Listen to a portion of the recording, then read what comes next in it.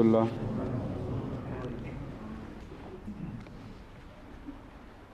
ابھی ہم یہ قصص میں ہی ہیں، یعنی تاریخ کی جستجو کر کے حقائق کی تلاش میں۔ میں اب تک آپ کو کبھی قرآن، کبھی تاریخ، کبھی بائبل کے حوالے سے کچھ چیزیں سمجھا چکا ہوں۔ قرآن اور جو ایجپٹولوجسٹ کی گواہیاں ہیں، یہ تو ایک دوسرے پر منطبق ہوتی چلی جا رہی ہیں، اور ایک معقول تصور ابھر رہا ہے کہ یہ ہوا ہوگا۔ جہاں بائبل کی ورکنگز آ گئی ہیں بیچ میں، تاریخ مبارکہ کی، وہاں سے پھر مشکل پڑتی ہے ایجپٹولوجسٹ کے لیے، کیونکہ وہ اکثر عیسائی ہیں، اور اگر دہریہ بھی ہوں تو عیسائیت کا اثر ان پر بہت ہے۔ اس لیے جب بھی وہ حضرت موسیٰ کے واقعات کو فرعون کی تاریخ میں کہیں فکس کرنا چاہتے ہیں، تو ان کے لیے کوئی اور حوالہ نہیں ہے سوائے بائبل کے، جس سے وہ اندازہ لگائیں کہ کب کیا واقعہ ہوا ہوگا۔ ہم اگر قرآن کا حوالہ ان کو نہ بتاتے تو یہ تاریخ ہمیشہ مبہم اور تضادات سے بھری رہتی۔ صرف قرآن ہی کا حوالہ ہے جو اس کو بالکل صاف ستھرا کر کے ایک متوازن شکل میں ہمارے سامنے دوبارہ زندہ کر رہا ہے اس تاریخ کو۔ یہ گفتگو چل رہی ہے۔ اس سلسلے میں میں کچھ شواہد اور بھی لے کے آیا ہوں، جو اس پہ ساری بات آخر پہ کھل جائے گی اچھی طرح، لیکن میں آپ کو شروع کرتے ہیں یہاں سے۔ بائبل کے حوالوں کی باتیں ہو رہی تھی نا۔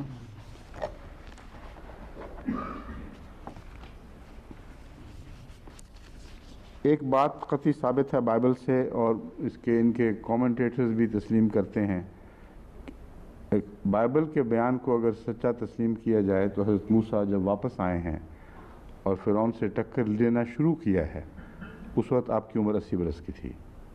یہ یاد رکھ لیں۔ اب خروج باب 7 آیت 3 تا 7۔ اور ان کے نزدیک ان کی عمر 120 برس کی تھی جب انہیں وفات پائی ہے، اور اسی کو تسلیم کر لیا گیا ہے تمام مفسرین وغیرہ کی طرف سے، بعد میں آنے والوں کی طرف سے، اس تحقیق کے بغیر کہ یہ کیا الہی کلام تھا کہ 80 برس میں آئے ہیں اور 120 برس میں وفات پائی، یا اور کوئی سورس ہے جس نے یہ چیزیں داخل کی ہیں۔ وہ سورس ہم نے نکال لی ہے، میں آپ کو بعد میں بتاؤں گا۔ ہرگز اس کا الہی کلام ہونے سے کوئی دور کا بھی تعلق نہیں۔ یہ ساری باتیں وہ ہیں جو انسانوں نے بائبل میں داخل کی ہیں، اور خود عیسائی محققین نے بہت تحقیقات کے بعد ان کی نشاندہی کر دی ہے کہ یہ وہ ذمہ دار لوگ ہیں جنہوں نے بائبل کی کرونالوجی لکھی، اور خدا کے نام پر وہ بائبل میں داخل ہو گئی حضرت مسیح کی پیدائش سے بھی کئی سو سال پہلے۔ اور جو بائبلیں آج کل ہمیں مل رہی ہیں، ان کے تمام ورشنز، وہ تمام تر اپنی کرونالوجی میں، یعنی تاریخی واقعات کے تسلسل، ان کے روابط میں ان سورسز پر منحصر ہیں جو 3 یا 4 بیان کی جاتی ہیں۔ ان میں سے ایک سورس ایسی ہے جس کے متعلق پتہ اکثر کا گمان یہی ہے کہ بلکہ محققین متفق ہیں اس بات پر کہ یہ وہ سورس ہے جس کی تاریخ بائبل میں داخل ہوئی ہے، اور جوزفس جو مشہور مورخ ہے جس کے حوالے سے پھر یہ تاریخیں لی گئی ہیں، وہ خود تسلیم کرتا ہے کہ اس نے اس سورس سے یہ تاریخیں لی ہیں، اور وہ تاریخیں آگے چلی ہیں۔ میں اس لیے وضاحت کر رہا ہوں، ابھی بعد میں تفصیل سے میں آپ کو وہ حوالہ دوں گا کہ جب ہم بعض دفعہ ان باتوں پر ہنستے ہیں اور تضحیق کا بھی لگتا ہے پہلو آ گیا ہے، تو نعوذ باللہ من ذالک، ہرگز بائبل پر ہماری ہنسی نہیں ہے، کیونکہ وہ تو ایمان کو نقصان پہنچانے والی بات ہے۔ بائبل کا ایک حصہ خدا کا کلام ہے، اور یقیناً وہ خدا کا کلام ہے جس کی قرآن نے تصدیق کر دی ہے۔ جس کو قرآن نظر انداز کرتا ہے یا قرآنی تاریخ اس کا رد ثابت کر رہی ہے، وہ خدا کا کلام ہو ہی نہیں سکتا۔ یہ ہمارا مفروضہ ہے جس پر ہم کہتے ہیں کہ اگر ان تاریخوں کو لغو، بے معنی اور قصے قرار دیا جائے تو ہمیں حق ہے، لیکن اس مفروضے کا ثبوت بھی تو چاہیے، ورنہ لوگ کہیں گے کہ تم نے خام خواہ ٹانٹ کرنے کی خاطر بس زبانی تو کر دی اور اب بہانہ ڈھونڈ رہے ہو کہ نہیں یہ خدا کا کلام نہیں ہوگا۔ اس غلط فہمی کو دور کرنے کے لیے میں اصل حوالہ آپ کے سامنے رکھوں گا جس سے قطعی طور پر ثابت ہے کہ یہ خدا کا کلام نہیں تھا۔ یہ ساری تاریخیں گپیں ہیں، بلکہ ان کے جو محققین ہیں وہ کہتے ہیں گاربلز۔ وہ جو ویری نے قرآن کریم کے متعلق کہا تھا وہ اس کے متعلق کہتے ہیں یہ دے آر میر گاربلز، یہ ہذیان بکنے والی باتیں ہیں، ان کا کلام الہی سے کوئی تعلق نہیں ہے۔ بعد کے آدمیوں نے یہ تاریخیں بنائیں اور بائبل میں داخل کر دی اور ہم نے آنکھیں بند کر کے ان کو قبول کر لی اور آج تک چلی جا رہی ہیں۔ اس لیے آپ اگر کہیں ہنسے یا مسکرائے ہیں تو کوئی گناہ نہیں کیا۔ ہرگز نعوذ باللہ کلام الہی کے ساتھ یہ معاملہ نہیں کیا جا رہا، بلکہ ایسے انسانوں کے کلام سے ہم یہ سلوک کر رہے ہیں جن کو کوئی حق نہیں تھا کہ ان کی باتیں بائبل میں داخل کی جاتی، اور اب خدا کے نام پر جو جھوٹی باتیں انسانوں کی طرف منسوب کردہ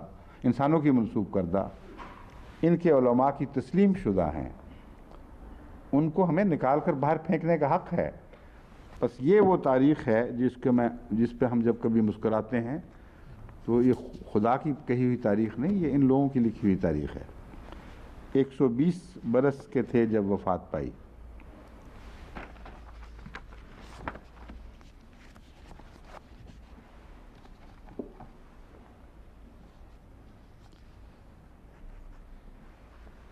ایک حصہ ایسا ہے جو ان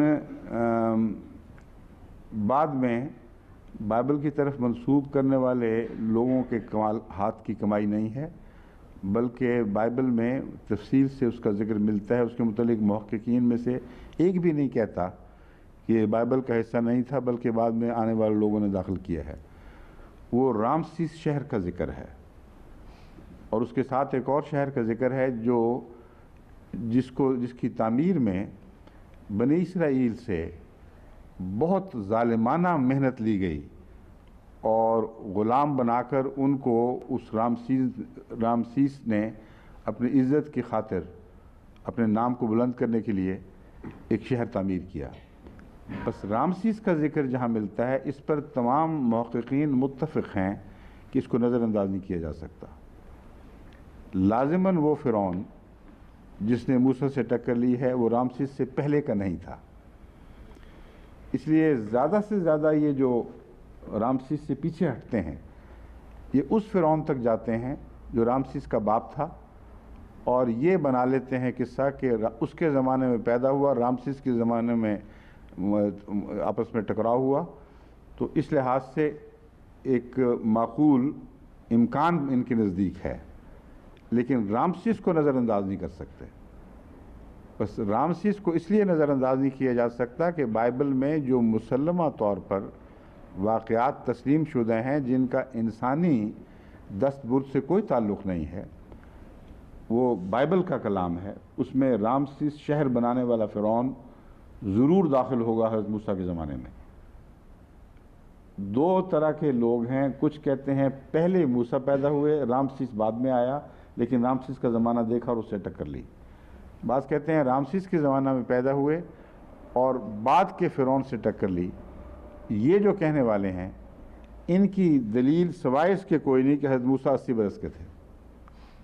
اب سمجھیں بات، کوئی تاریخی مشاہدہ نہیں ہے، کوئی آثار قدیمہ کی گواہی نہیں ہے، بلکہ بائبل کی اس گواہی پر انحصار کر رہے ہیں جس گواہی کو ان کے محققین خود جھوٹا اور گاربل ثابت کر چکے ہیں۔ بس 80 سال کی عمر کے نتیجے میں وہ فرعون مس ہو جاتا ہے، پھر جس فرعون کے زمانے میں اگر رامسیس کے زمانے میں پیدا ہوئے ہیں تو وہ فرعون مس ہو جاتا ہے، رامسیس واپسی کے وقت وہ نہیں ہوگا۔ سمجھ گئے بات؟ اس لیے کچھ ہیں وہ پیچھے دھکیل گئے، رامسیس کو تو چھوڑ سکتے ہی نہیں تھے۔ کچھ نے یہ کیا کہ موسیٰ کی پیدائش پہلے ہوئی اور پچھلے فرعون کے وقت میں ہوئی جس کا نام سیٹی تھا، اور رامسیس کے زمانے میں لڑائی ہوئی اور ختم ہوئی، لیکن رامسیس بعد میں زندہ رہا۔ کچھ لوگ یہ کہتے ہیں کہ رامسیس کو تو پھر بھی اوائڈ نہیں کر سکتے، اس کے زمانے میں پیدا ہوا، لیکن رامسیس کے زمانے میں اگر پیدا ہو جیسا کہ تسلیم کرتے ہیں تو جب واپس آیا تو رامسیس تھا ہی نہیں، اس لیے لازماً اس کے بعد آنے والے، بعد تخت نشین ہونے والے فرعون کے زمانے میں لڑائی ہوئی ہوگی، اس لیے اس کا نام منفتح تھا، اس کو اس کی طرف منسوب کر دیتے ہیں۔ یہ فلمسی ایویڈنس، فلمسیسٹ پاسبل ایویڈنس جو ایک شائبہ سا ہے گواہی کا، وہ 80 برس کا ہونا ہے، اس کے سوا کوئی گواہی نہیں، اور 80 برس کا ہونا ایک قصہ ہے، فرضی بات ہے، اور قرآن اس کو بالکل رد کر رہا ہے۔ تو وہ مسلمان جو ابھی بھی اس بات کے اوپر مصر ہیں کہ موسیٰ کو منفتح تک پہنچایا جائے، وہ بے وجہ ان کے ہاتھوں میں کھیل رہے ہیں، لیکن قرآن کی شہادت کو رد کیے بغیر وہ یہ مان ہی نہیں سکتے، کیونکہ قرآن کہتا ہے کہ 40 سال کے لگ بھگ، اس سے پہلے بلکہ وہ واپس آ چکے تھے، اور اگر وہ واپس آ چکے تھے تو منفتح وہاں کہاں بادشاہ بن گیا تھا، وہ لازماً رمسیس ہے، سمجھے؟ سوائے اس کے کہ حضرت موسیٰ کی پیدائش کو دھکیل کر آخری کنارے تک لے جائیں، جس کی کوئی ثبوت نہیں ہے، اور پھر بھی منفتح جو ہے اس کے زمانے پر وہ تاریخ اطلاق نہیں پائے گی جو قرآن بیان کر رہا ہے۔ ساری تاریخی شہادتوں کو نظر انداز کرنا پڑے گا، تمام ان گواہیوں کو جو ایجپٹولوجسٹ نے مہیا کی ہیں ان کو ایک طرف پھینکنے کے بعد پھر منفتح پہنچنا پڑے گا۔ بعض لوگ جو آج کل اس پہ اصرار کرتے ہیں، بعض مسلمان، وہ محض اس وجہ سے، یہ ایک ان کی خوش فہمی ہے۔ یہ جو بکائی ہے، اس نے ایک کتاب لکھی ہے، اسلام اور قرآن، بائبل اور سائنس۔ اس کی روح سے یہ چونکہ اس بات کو ثابت کرنا چاہتا ہے کہ فرعون ڈوب کے مرا تھا، اس لیے یہ منفتح تک پہنچانا چاہتا ہے، کیونکہ منفتح کے متعلق اس کا بیان ہے جس کو باقی سائنٹسٹ رد کر چکے ہیں، اور بہت سخت اس کے خلاف اپوزیشن پائی جاتی ہے۔ وہ کہتے ہیں کہ وہ کہتا ہے بکائی کہ میں نے بعض اور ایجپشین سائنٹسٹ کے ساتھ مل کر درخواست کی کہ اس منفتح کی ممی کے پردے اتارے جائیں، تو وہ بہت ناقص حالت میں اس کا جسم ملا، لیکن خود تسلیم کرتا ہے کہ ڈوبنے کے آثار نہیں تھے، بلکہ ویسے ہی ممی ناقص تھی، وہ بار بار کھولی گئی ہے، ایک جگہ سے دوسری جگہ منتقل کی گئی ہے۔ اس کے ظاہری طور پر تو ان کو کوئی ایسے آثار نہیں ملے کہ وہ فرعون ڈوبا ہو۔ وہ یہ کہتا ہے کہ ہم نے پھر ایکس ریز لیے اور بعض اور ماڈرن ٹیکنالوجی سے اس کے اندر کے حالات معلوم کیے، تو جو گواہیاں ملی ہیں وہ یہ ہیں۔ کہتا ہے کہ بعید نہیں کہ اس کی سانس کی نالی چوک ہوئی ہو اور کچھ ہوا ہو، ایسے کچھ آثار نظر آتے ہیں۔ اب یہ جو اس کی گواہی ہے، اس سائنٹسٹ کے سامنے کب پیش ہوئی، کس نے تحقیق کی، اس کا کوئی ثبوت نہیں۔ لیکن آگے پھر یہ ایک اور گواہی بھی ساتھ دے دیتا ہے، کہتا ہے اس کی ہڈیاں جو تھیں ان میں ایسے لیجنز ملے ہیں کہ معلوم ہوتا ہے کہ وہ سخت صدمہ پہنچا ہے جو جان لیوا ثابت ہو سکتا تھا۔ تو اس کو وہ کہتا ہے کہ اس سے پہلے جو جولٹس ہوئی ہوں گی، یعنی اس سفر کے دوران جب وہ رتھ پر بیٹھا ہوا اپنی پیروی کر رہا تھا، تو اس میں اس کی شوق سے اس کی ہڈیاں وڈیاں ٹوٹ گئی ہیں۔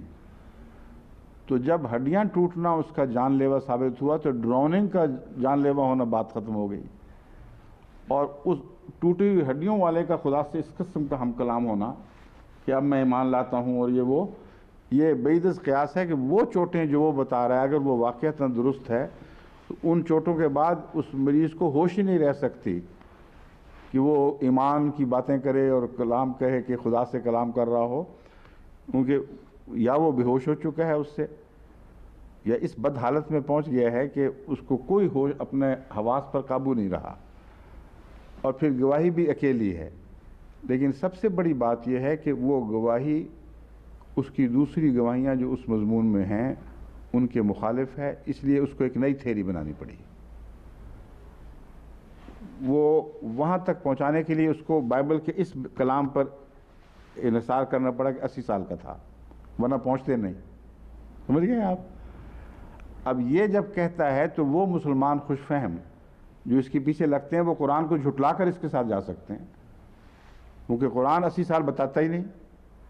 قرآن قطعی طور پر 40 سے کم ثابت کرتا ہے، میں آگے جا کے چلاؤں گا۔ تو کیا یہ اس شوق میں کہ ڈوبا ہوا فرعون صرف ایک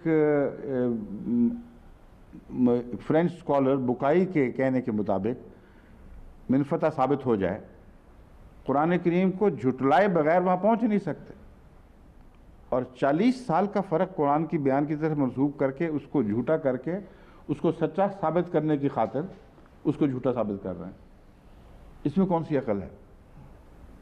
معمولی ادنا سے بھی عقل کی رمق رکھنے والا شخص یہ مسلک اختیار کر ہی نہیں سکتا کہ قرآن کو چونکہ ہم نے سچا ثابت کرنا ہے کہ وہ ڈوبا تھا، اس لیے ایک فلمزی گواہی کہ شاید ڈوبا ہو اس کو قبول کرنے کی خاطر قرآن کی اس گواہی کو رد کر دیا جائے کہ وہ 40 سال کی عمر کے تھے جب وہ واپس آئے ہیں۔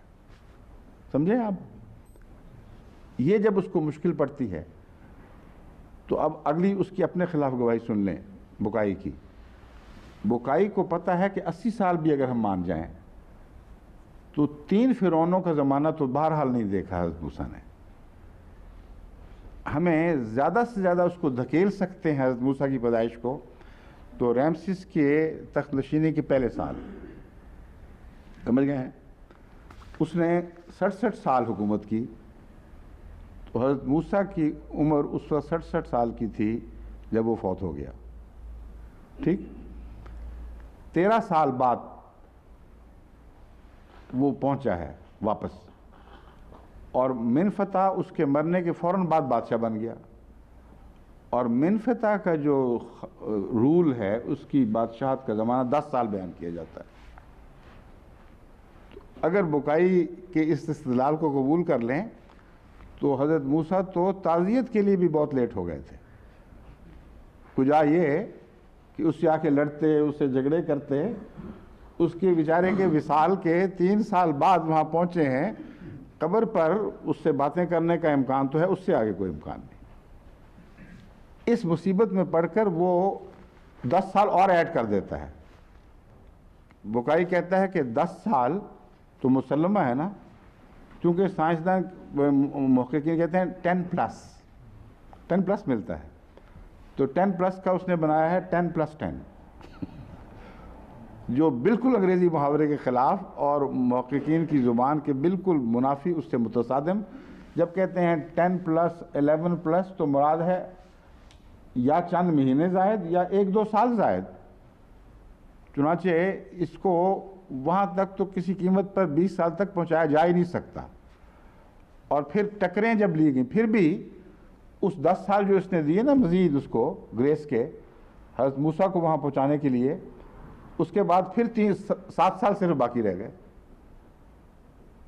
اس آخری 7 سال میں یہ سارے جھگڑے ختم کراتا ہے یہ، اور ساری تاریخ کے باقی پہلو بدلنے پڑیں گے۔ حضرت موسیٰ کا بعد کا تاریخ کا زمانہ سب گڑبڑ ہو جاتا ہے، لیکن سب سے بڑا استدلال بکائی کے خلاف یہ ہے کہ قرآن کو ایک طرف سے سچا ثابت کرنے کی خاطر اس کا رجحان یہی ہے کہ قرآن ٹھیک کہتا ہے، اچھی بات ہے، ہم بہت خوشی سے اس کا استقبال کرتے ہیں، مگر اس بنا پر اس کو یہ اجازت نہیں دے سکتے کہ اپنے شک سے قرآن کو سچا ثابت کر کے دکھائے اور قرآن کی قطعی گواہی کو جھٹلا کر اس کے پس پشت پھینک کر پھر اپنے وہم کو دکھا کر کہ میں نے قرآن کو سچا ثابت کیا ہے، اس کو قبول کر لیں۔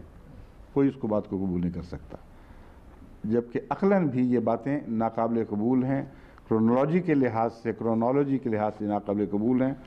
اس لیے میں بتا رہا ہوں کہ یہ جو خوش فہم لوگ اس کا ذکر پڑھ لیتے ہیں، کہتے ہیں ہاں اس نے ہماری تائید کر دی۔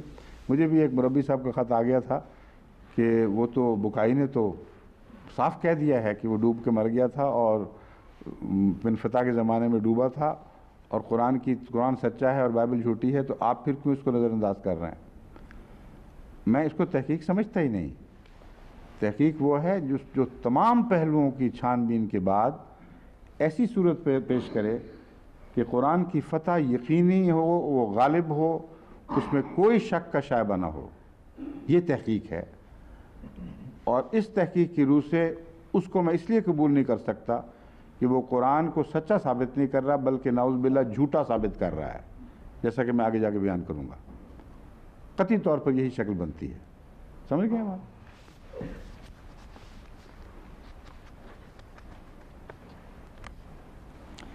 وہ جو ذکر ملتا ہے، میں نے کہا نا شہر کا، ان پر بگاڑ لینے والے مقرر کیے جو ان سے سخت کام لے کر ان کو ستائیں، سو انہوں نے فرعون کے لیے ذخیرہ کے شہر پتوم اور رامسیس بنائے. رامسیس کے بنانے کے متعلق بھی ضمناً میں آپ کو بتا دوں کہ بعض مورخین کہتے ہیں کہ رامسیس نام کے شہر کی وہاں جہاں رامسیس بنایا گیا ہے وہاں اور ایک شہر پہلے بھی آباد تھا. تو یہ کہنا کہ رامسیس ہی نے وہ شہر بنایا تھا درست نہیں. وہ اس لیے چاہتے ہیں کہ رامسیس کے نام کے بعض پرانے آدمی بھی تھے، لیکن اس کو قبول کیا جائے تو 200-300 سال اور پیچھے 200 سال پیچھے ہٹنا پڑے گا کم از کم، اور پھر ساری تاریخ مسلمہ درم برم ہو جائے گی. تو میں اس شوق میں کہ یہ ثابت کیا جائے کہ رامسیس ان لوگوں نے نہیں بنایا تھا، ایک پہلے سے بنا ہوا تھا. تمام تاریخی گواہیاں، تمام ایجپٹولوجسٹ کی گواہیاں رد کر کے اس فرضی قصے تک پہنچنا پڑے گا کہ گویا حضرت موسیٰ علیہ السلام 1290 کی بجائے 1400 کچھ میں پیدا ہوئے ہیں، 1470 کے لگ بھگ. اور پھر حضرت یوسف کو دھکیل کر پیچھے پھینکنا پڑے گا اور وہ حضرت ابراہیم کے ہم اثر بن جائیں گے. تو یہ ان باتوں کو کون قبول کر سکتا ہے؟ بس تمام مغربی محققین نے بھی ان باتوں پر غور کر کے اس نظریے کو جب آغاز میں پیش کیے گا تو بڑی واہ واہ ہوئی تھی، اس کو کلیتاً رد کر دیا ہے. اب اس صدی کی کتابوں میں وہ ایک تاریخی ایک شعبدے کے طور پر دکھائی دیتا ہے، اس سے زیادہ اس کی کوئی حیثیت نہیں. محققین ان دو باتوں میں سے ایک کو تسلیم کرنے پر لازماً مجبور ہیں تمام تر. یہ رامسیس کا زمانہ تو لازماً موسیٰ نے دیکھا، کیا پہلے پیدا ہوئے تھے اور رامسیس کے زمانے میں وہ مقابلہ انجام کو پہنچا، یا رامسیس کے زمانہ میں پیدا ہوئے اور منفتح کے زمانے میں انجام کو پہنچا؟ دونوں صورتوں میں اب میں ایک بتاؤں گا. رامسیس تو بہرحال ہے. جو منفتح کے قائل ہیں وہ رامسیس کے پہلے سال حضرت موسیٰ کی پیدائش کا ذکر کرنے پر مجبور ہیں، اور یہی مسلم ہو چکا ہے کہ رامسیس کے پہلے سال پیدا ہوئے. اور اگر اس کو تسلیم کر لیا جائے پہلے سال کو، تو واپسی 80 سال کے بعد ہو تو منفتح فوت ہو چکا تھا، وہ بھی گیا ہاتھ سے. واقعہ یہ ہے کہ جس طرح کہ اکثر محققین کا خیال ہے، اگر 10 سال منفتح کا دور سمجھا جائے تو حضرت موسیٰ اس کے بیچارے کی وفات کے بعد 3 سال بعد وہاں آئے ہیں. اور لطف کی بات یہ ہے کہ اس کا بیٹا بھی وہاں نہیں تھا اس وقت، وہ 1 ہی سال کے اندر حکومت کر کے مر چکا تھا. اور اس کا پوتا جو تھا اس کا کل 6 سال کا رول ہے، اس میں سے بھی 3 سال گزر گئے تھے. تو 3 سال کے اندر اندر اس کے پوتے سے لڑائی ہوئی اور یہ واقعات ہوئے. اس کے پوتے کی تاریخ اتنی مبہم اور حقیر ہے کہ اس کو وہ فرعون قرار دینا جس کے ساتھ ٹکر ہوئی، ان باتوں کے قائل بھی وہاں جا کے شرما جاتے ہیں، رک جاتے ہیں، منفتح سے آگے نہیں بڑھ سکتے. اور موسیٰ کی عمر منفتح سے آگے چلی جاتی ہے. بس یا عمر کے متعلق فرض کرنے کا کسی کو حق ہی نہیں ہے، کوئی سند چاہیے. قرآن کریم نے یہ اصول پیش کیا ہے کہ جب تم باتیں پیش کرتے ہو تو یہ کہو تمہاری ٹامک ٹوئیاں ہیں، اپنے فرضی قصے ہیں یا کسی کتاب میں ذکر ہے. کیسا عمدہ تحقیقی اصول ہے. تو 2 ہی کتابیں ہیں، یا بائبل یا قرآن کریم. اگر بائبل کو تسلیم کرو گے تو پھر 80 سال کے سوا کچھ ذکر ہی نہیں ملتا. لازماً 80 بناؤ گے، 80 بناؤ گے تو منفتح بھی ہاتھ سے گیا. 3 سال بعد واپس آتے ہیں، اور اگر بکائی کی بات مانے تو 10 سال مزید بڑھانا پڑے گا۔ عجیب و غریب بات یہ ہے کہ اس کی سند کیا ہے، 10+ سے 10 سال اضافہ کر دیا، اور پھر بھی اتنا تھوڑے مدت اس کی ملتی ہے کہ وہ جو مقابلے وغیرہ ہیں وہ دکھائی نہیں دیتے، شان و شوکت اس کی دکھائی نہیں دیتی۔ پھر اس دور میں وہ باہر حملے بھی کرتا رہا ہے، اور فخر سے یہ کہتا ہے کہ میں نے اسرائیلیوں کا باہر نام و نشان مٹا دیا ہے۔ اور جب حضرت موسیٰ سے گفتگو کرتا ہے تو اس کو مارنے سے خوف زدہ ہے، دعاؤں کی درخواستیں کرتا ہے کہ تم خدا کے حضور دعا کرو یہ عذاب ٹل جائے تو پھر ہم ٹھیک کر لیں گے۔ پھر ایک اور عذاب آتا ہے، پھر ایک اور عذاب، اس کو تو فرصت ہی نہیں کہ اپنے اسرائیلیوں سے نپٹ کر باہر جائے اور باقیوں کا صفایا کرے۔ تو اتنے اس میں تضادات ہیں، اتنی فرضی باتیں ہیں کہ اس کو کسی قیمت پر قبول کرنے کی گنجائش ہی نہیں۔ سب سے بڑی دلیل یہ کہ قرآن کریم کو جھٹلائے بغیر آپ منفتح تک نہیں پہنچ سکتے، ناممکن ہے۔ اور کوئی شخص جس کو ادنا بھی قرآن کی عزت ہے وہ یہ جرت نہیں کر سکتا، مگر اس کی ضرورت بھی کوئی نہیں۔ میں اس تاریخی طور پر اب ثابت کروں گا کہ قرآن ہی کا بیان سچا ہے، باقی سب بیان جھوٹے ہیں۔ چنانچہ یہ میں بتا رہا ہوں کہ ہم بعض باتوں کو بائبل کی رد کریں اور بعضوں کو قبول کریں، ہمیں کیا حق ہے؟ یہ ثبوت میں دے رہا ہوں، کہیں کوئی یہ نہ سمجھ لے کہ اپنی مرضی سے آربیٹریریلی ہم نے تاریخیں تو رد کر دیں اور رامسیس کا ذکر تسلیم کر لیا۔ فرق یہ ہے کہ رامسیس کا ذکر کوئی متنازع فی بات ہی نہیں ہے، اور رامسیس کا ذکر اس یقین کے ساتھ بائبل میں ملتا ہے جس کے ساتھ ایک شہر آباد ہوا دکھائی دے رہا ہے، اس کے آثار قدیمہ دریافت ہو چکے ہیں۔ اس کو آپ کیسے کہہ سکتے ہیں کہ کسی نے فرضی طور پر ایک کہانی بنائی تھی؟ تو اس لیے ہم مجبور ہو چکے ہیں کہ رامسیس کے شہر کی تعمیر حضرت موسیٰ کے زمانے میں مانیں، اس سے اب چارہ ہی کوئی نہیں۔ اور یہ وہ بات ہے جس کی طرف ایک بھی محقق یہ نہیں کہتا، جس کی طرف اشارہ کر کے ایک کسی نے فرضی طور پر بنا لیا تھا، کیونکہ اگر وہ بات دعویٰ کرے تو پھر سارا شہر بنا ہوا کہاں سے آ گیا۔ لیکن تاریخیں وہ میں بتا رہا ہوں کہ محض ہم نے اپنے ذوق سے اس کو رد نہیں کیا، بلکہ قطعی گواہیاں موجود ہیں کہ بائبل کی دی ہوئی تاریخیں فرضی قصے ہیں، ان میں کوئی حقیقت نہیں ہے، ان کا خدا کے کلام سے کوئی تعلق نہیں ہے۔ انسانی مورخین نے اندازے سے کچھ باتیں لکھی جو بائبل میں راپ آ گئیں۔ ٹھیک ہے، اب جب ثبوت کی باری آئے گی پھر میں واپس جاؤں گا۔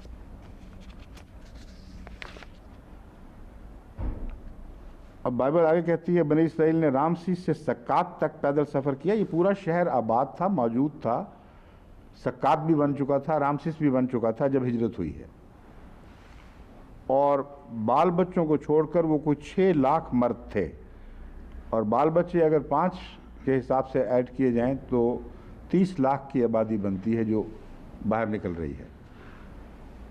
اور ان کے ساتھ ایک میری جلو گروہ بھی گئی تھی، اور بھی کچھ لوگ چل پڑے تھے ساتھ، اور بھیڑ بکریاں اور گائے بیل تو اور بہت چپائے تھے۔ اب یہ قافلہ ڈیلٹا سے یا کہیں سے پار کر کے دکھا دیں اتنے عرصے میں، جتنے عرصے میں بیان کیا جاتا ہے۔ آج کل کی ماڈرن آرمی بھی نہایت تیز رفتار سے جرمن سپاہیوں کی طرح مارچ کرے تو تب بھی وہ اتنا 30 لاکھ آدمی، جمع بھیڑیں، جمع بکریاں، جمع ملی جلی بھیڑ، یہ کوئی ڈیلٹا دنیا کا پار نہیں کر سکتے۔ تو پھر یہ ان کا ایک بڑا حصہ غرق ہونا چاہیے فرعون کے ساتھ، اور ابھی فرعون کو تو موقع نہیں ملنا اندر داخل ہونے کا۔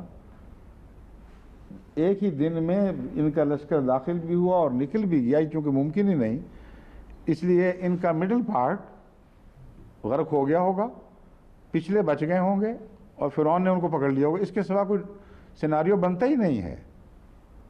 تو اس کو بھی تو استعمال کریں، عقل جو خدا نے عطا فرمائی ہوئی ہے، کہ بیانات کو آنکھیں بند کر کے کیسے قبول کرتے ہیں۔ یا بائبل یا قرآن، ان کے درمیان ٹانگ رکھنے کی اجازت نہیں ہے۔ 2 ہی کتابیں ہیں، اور قرآن واضح کہتا ہے کتاب سے دکھاؤ۔ بائبل کا بیان تو غلط ثابت ہو گیا، لازماً قرآن پہ آئیں گے، پھر میں بتاؤں گا کہ کتنا واضح، مربوط اور کتنا خوبصورت کلام ہے کہ جو بھی گواہی ملتی ہے حق میں ملتی ہے، ایک بھی خلاف نہیں ملتی. یہ چیز ہے جو آگے جا کے اور کھلتی چلی جائے گی.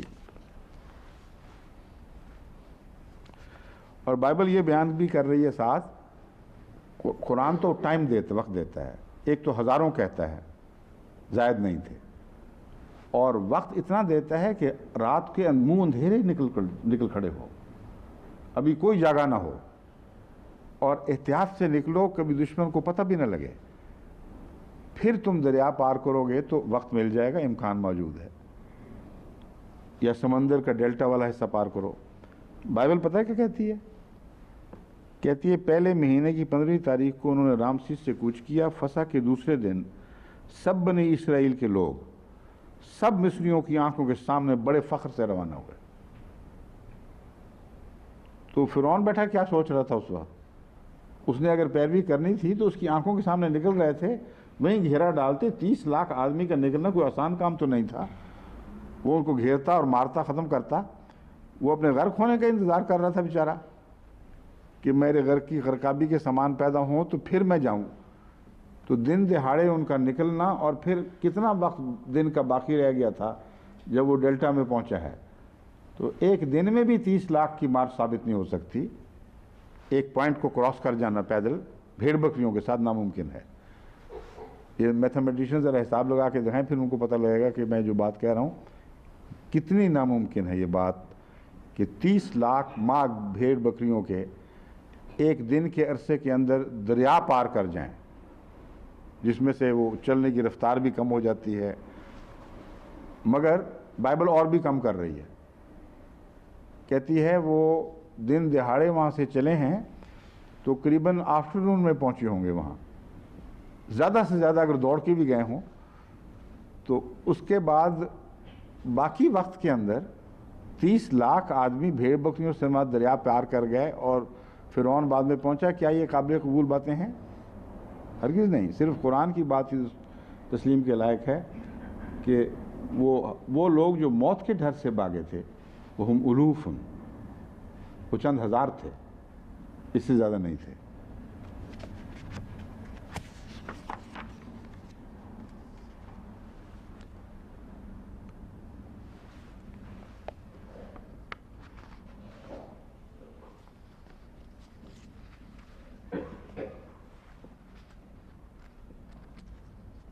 یہ جو ہے نا مختلف کتب جن کا حوالہ دیتا ہے بکھائی، اس میں ایک ماسپیرو ہے، اس کا نظریہ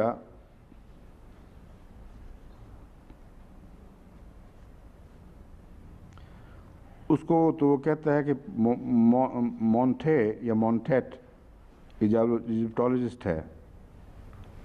وہ کہتا ہے اس کے سوا بہت کم لوگوں نے مضمون کے دونوں پہلوؤں پر اتنا غور کیا ہے. البتہ گزشتہ چند دہائیوں سے اس بارے میں کافی خیال آرائیاں ہوئی ہیں، لیکن یہ سب ون سائیڈڈ نظریات ہیں. اس ضمن میں سب سے زیادہ دلچسپ نظریہ ڈو میشیل یہ ہے، جو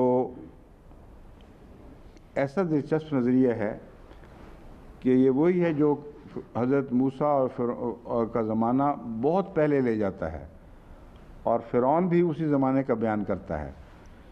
اس کے بنا وہی تاریخ کی غلطی ہے.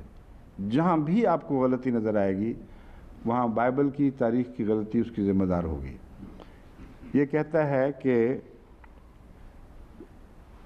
وہ جو ٹیمپل آف سولومن ہے وہ جس تاریخ کو بنایا گیا اس سے پہلے کی جو تاریخ ہے وہ اس میں جمع کی جائے کتنے سال بنتے ہیں تو 1495 BC کا یہ واقعہ تھا، جبکہ حضرت موسیٰ نے ایک فرعون سے ٹکر لی، اور اس فرعون کا نام تتموس تھا جو 1495 سے پہلے کا ہے، 95 کے لگ بھگ کا ہے. اول تو یہ دلچسپ بات آپ کے علم میں لاتا ہوں کہ یہ جو ڈائنسٹی تھی جس کی ہم بات کر رہے ہیں، جس میں سیٹھی اور یہ سب فٹ ہوتے ہیں، فرعون کا لقب یہاں سے شروع ہوا ہے. اور اس سے پہلے بادشاہوں کو فرعون کا لقب دیا ہی نہیں جاتا تھا۔ یہ بھی ایک قرآن کریم کا اعجاز ہے بائبل کے مقابل پر، کہ بائبل ان پرانے بادشاہوں کو ذکر کر کے ان کو فرعون کہتی ہے، اور خدا تعالیٰ کا کلام جو پاک اور سچا اور غیر مبدل کلام ہے وہ ملک قرار دیتا ہے۔ چنانچہ حضرت یوسف کے واقعہ میں آپ کسی فرعون کا ذکر نہیں پڑھیں گے، ملک تھا جس کے زمانے میں حضرت یوسف تشریف لائے ہیں، اور ثابت ہوا کہ قرآن کا جو خالق ہے وہ عالم الغیب ہے، اس کو پتہ ہے کہ اس تاریخ کو ابھی فرعون کا وجود ہی نہیں آیا تھا۔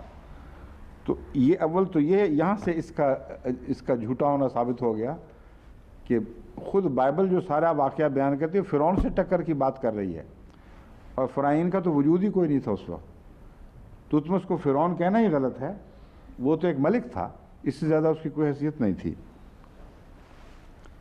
مگر 1495 کو پیچھے کرنے سے وہ ساری باتیں جو میں نے پہلے بیان کر چکا ہوں وہ تسلیم کرنی پڑیں گی، اور سب فرضی کہانیاں ہیں۔ یہ کہتے ہیں اس کے سوا اس کے پاس کوئی دلیل ہی نہیں ہے اس ساری بات کے کہ بائبل کا یہ جو کرونالوجی ہے اس سے یہ نتیجہ نکلتا ہے۔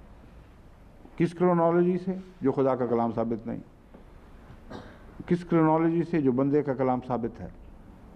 اس دلیل کے اوپر اب ساری تاریخ کو تبدیل کر دیں گے، یہ کیسے ممکن ہے؟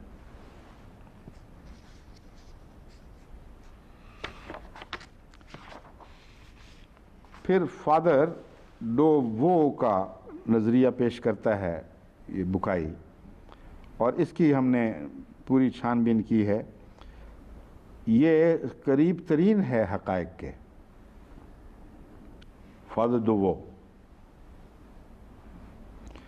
وہ یہ کہتا ہے کہ منفتح نے جو اسرائیلیوں پر حملے کیے ہیں اور فخر سے کہتا ہے میں نے اسرائیلیوں کو بیج مار دیا ہے، یہ قطعی طور پر ثابت کرتا ہے کہ اپنے باپ کا انتقام لینا چاہتا تھا۔ اس کے باپ نے اسرائیلیوں کے ہاتھ سے بہت زک اٹھائی تھی، بہت تکلیفیں دیکھی تھیں، جیسا کہ قرآن کریم فرماتا ہے عدو و حزنا، موسیٰ اس کے لیے دشمن بھی ثابت ہوئے اور اس کو بہت دکھ پہنچانے کا موجب بنے۔ اس لیے یہ فادر ڈوو کہتا ہے کہ یہ وہی فرعون ہے رامسیس جس کے زمانے میں خروج ہوا ہے۔ جب وہ نامراد ہو گیا تو اس کے بعد جتنے سال زندہ رہا ہے وہ ایک قسم پرسی کی حالت میں زندہ رہا ہے۔ اس کی حکومت کا انحطاط شروع ہو گیا ہے بڑی تیزی سے، اور اس کا بیٹا اپنی کوئی عظمت کو دوبارہ حاصل کرنے کی خاطر یا باپ کے بدلے لینے کے لیے اور کچھ نہیں کر سکتا تھا، تو اسرائیل یعنی کنعان کی طرف حملہ آور ہوا، اور ایک جگہ آخر اس نے یہ سٹیلی میں لکھا ہے کہ میں ان کا بیج مار آیا ہوں۔ اب اسرائیلی کہلانے والی کوئی چیز باقی نہیں رہی۔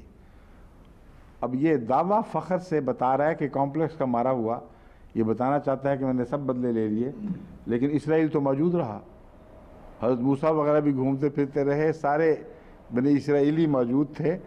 تو سٹیلی میں اس کا ذکر یہ تو قطعی بات ہے کہ اس نے کہا ہے، کیونکہ سٹیلی جو ہے یہ اس زمانے کی تاریخ جو پتھروں اور دھات کی چیزوں پر کندہ تھی وہ ہے۔ تو ایک سٹیلی پہ اس کا یہ واقعہ ہونا، لکھا ہونا، اس کا طرز عمل، اس کے نفسیاتی الجھنوں کا تو گواہ ہے، لیکن اس بات کا گواہ نہیں ہے کہ اس نے جو دعویٰ کیا وہ سچا تھا۔ بس فادر دو وہ بھی اس کا ذکر کرتا ہے، کہتا ہے یہ انتقامی کاروائیاں تھیں، 10 سال کل رہا ہے، اس میں حضرت موسیٰ کا آنا اور فرعون فٹ ہی نہیں ہوتا۔ مگر یہ اس پر یہ کرٹیسزم کرتا ہے عجیب دلچسپ، یہ جو بکائی ہے، بکائی کو اور کوئی حملے کی جگہ نہیں ملتی، 80 سال کو تو خود بھی مان بیٹھا ہے۔ تو اس پر اعتراض کرتا ہے کہ فادر ہے، پڑھا لکھا ہے، اس نے بائبل میں یہ نہیں پڑھا ہوا کہ وہ فرعون غرق ہو گیا تھا جس کی موسیٰ سے ٹکر ہوئی تھی، اور وہ غرق ہو کے مر چکا، ختم ہوا، تو اس کا ذکر کیوں نہیں کرتا؟ یہ اگر یہ بات اس پر فرض ہے تو اس پر بھی تو فرض ہے کہ پھر بائبل کی یہ بات بھی مانے، اگر 80 سال کو قبول کر رہا ہے۔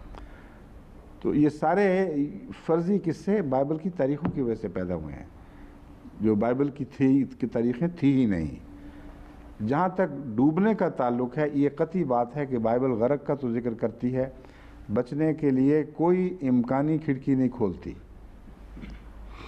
اس لیے تمام مورخین جو ریمسس کے زمانے میں اس کا موسیٰ کی لڑائی قرار دیتے ہیں، موسیٰ کے ساتھ فرعون کا مقابلہ، وہ مجبور ہیں بائبل کے اس بیان کو نظر انداز کرنے پر۔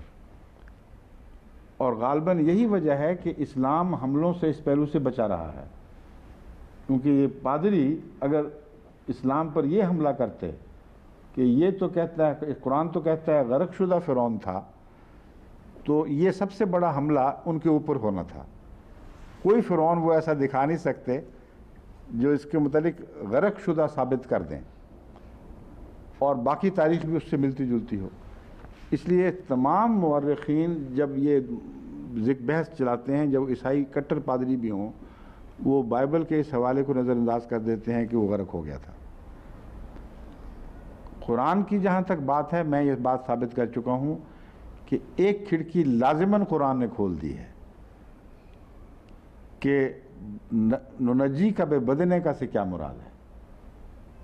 اگر ننجی کا بے بدنے کا بامقابل روح ہے تو پھر اس کا یہی ترجمہ بنے گا کہ آج تیری روحانی نجات کا وقت نہیں رہا، اور مرتے وقت روحانی نجات ہی ہے جس کی گفتگو ہونی چاہیے۔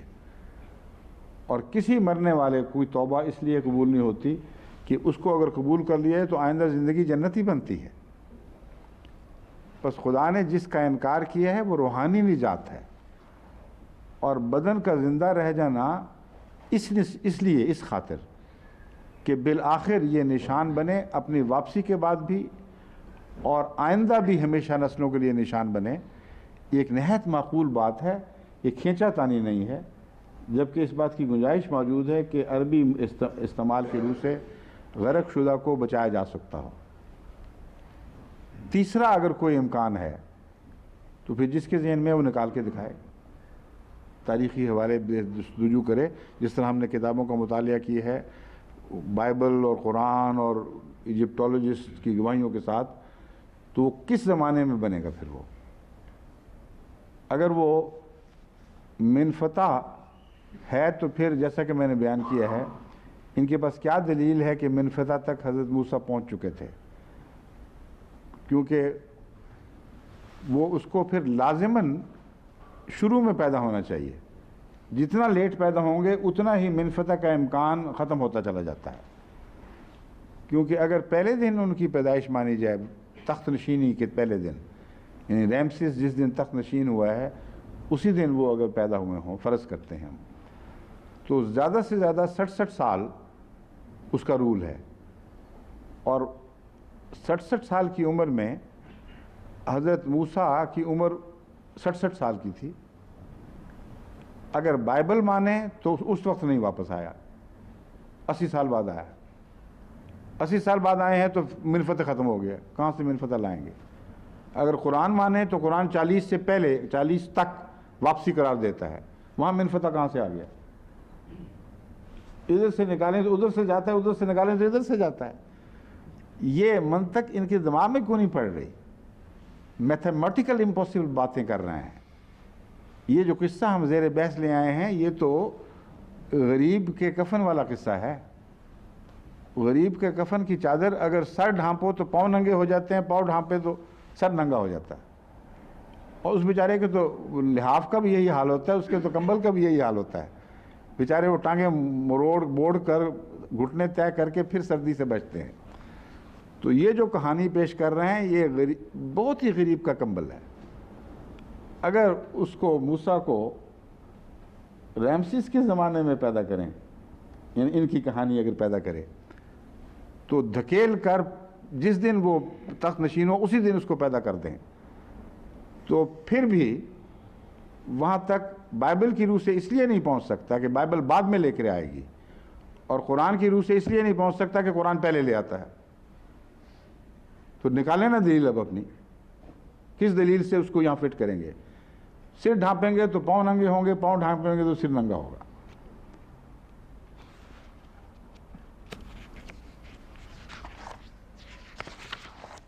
اس کتاب کو اس کی اب باقی باتیں ساری یوں ہی قصے ہی ہیں. میں اب آپ کو پھر دوبارہ حقائق کی دنیا میں لے کے جاتا ہوں. جو قرآن کی دنیا ہے اس کے سوا کوئی حقائق کی دنیا ایسی نہیں جو اس ہسٹری کو، جس نے 3000 سال سے زائد ہو گئے انسانوں کو الجھن میں مبتلا کر رکھا ہے، حل کر سکے سوائے قرآن کی. تو قرآن کے قصص کے سوا کوئی ممکن نہیں ہے. اب میں آپ کو بتاتا ہوں قرآن کریم کیا فرماتا ہے. وہ حوالے کہاں ہیں جناب؟ وہ یہ ہیں.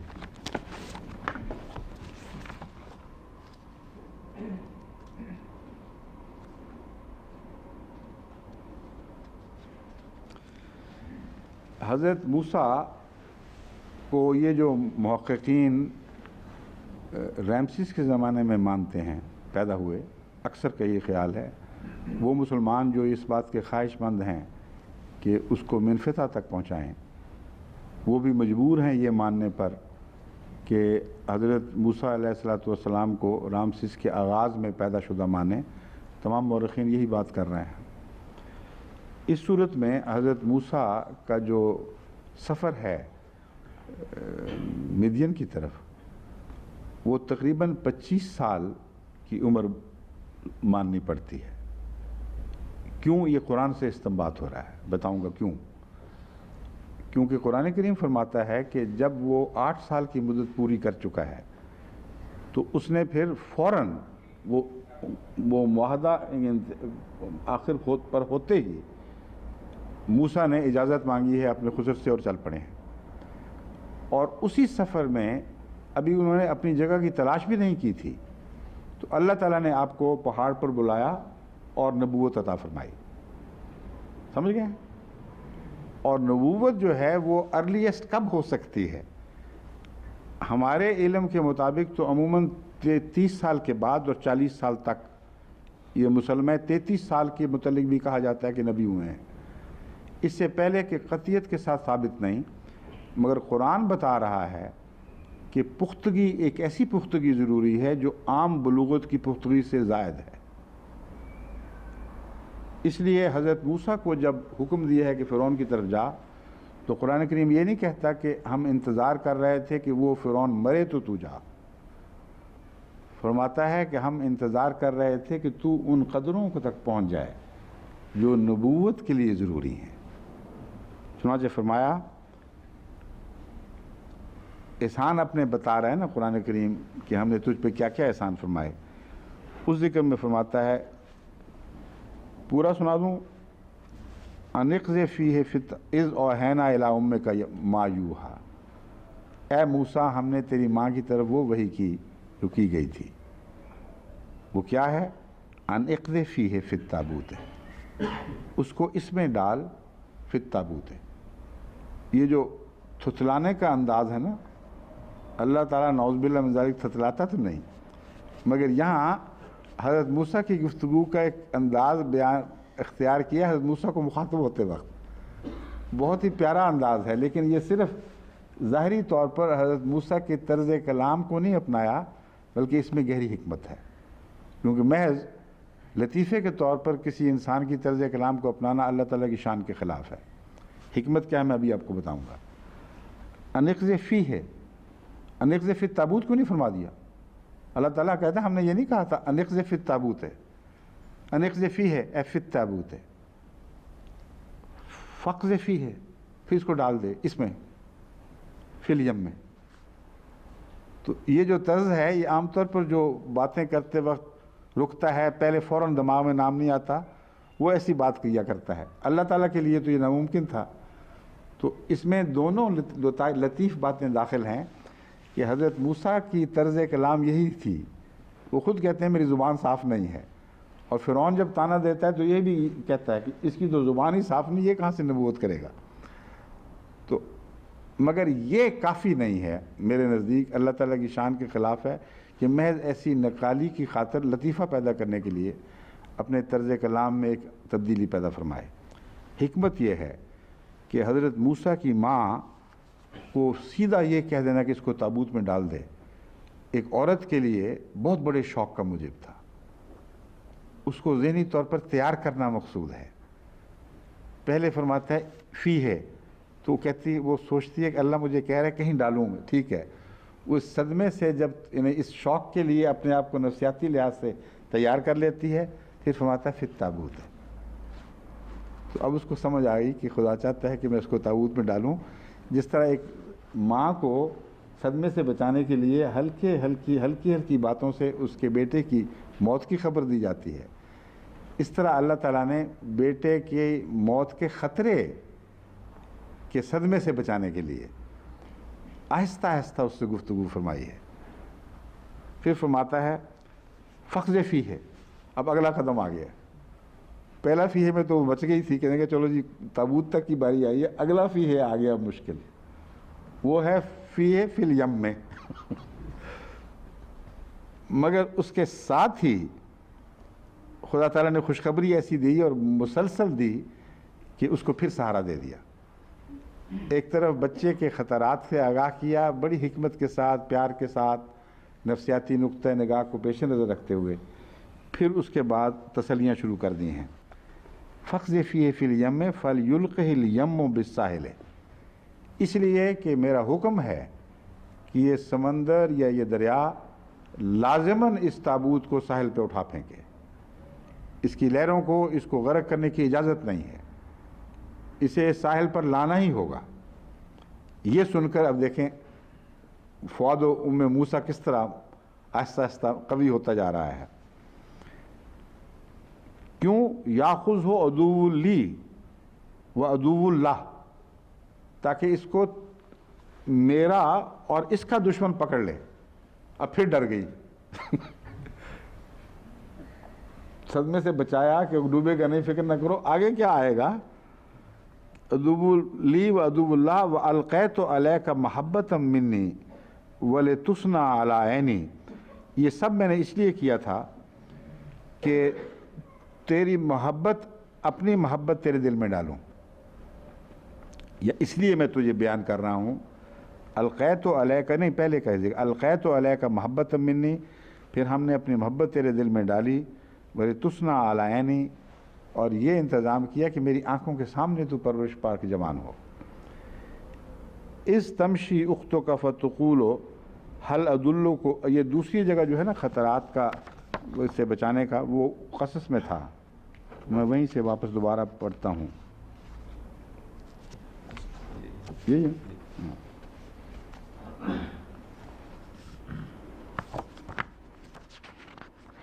میں ڈھونڈ رہا تھا یہاں وہ ذکر نہیں موسیٰ کی ماں کی تسلیوں کا. یہاں ایک پہلو سے ذکر کیا گیا ہے، دوسرے پہلو کو زیادہ تفصیل سے القصص میں بیان فرمایا ہے.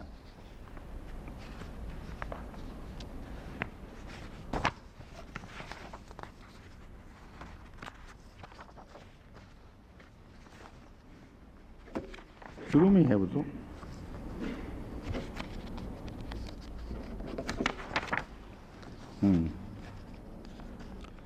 فالتقطہ آل فرعون سے پہلے کی بات میں کر رہا ہوں.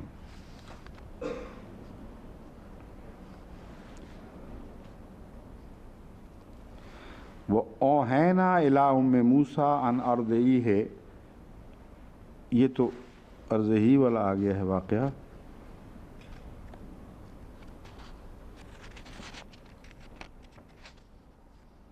ہاں اس کے بعد ہی آتا ہے. پھر وہ میں نے بتایا تھا پہلے ارضعی والا واقعہ ہے، پھر اس کے پہلے جو پس منظر ہے وہ بعد میں اللہ تعالیٰ بیان فرماتا ہے. فَالْتَقَطَهُ آلُ فِرْعَوْنَ لِيَكُونَ لَهُمْ عَدُوًّا وَحَزَنًا وَإِنَّ فِرْعَوْنَ وَحَامَانَ وَجُنُودَهُمَا كَانُوا خَاطِئِينَ.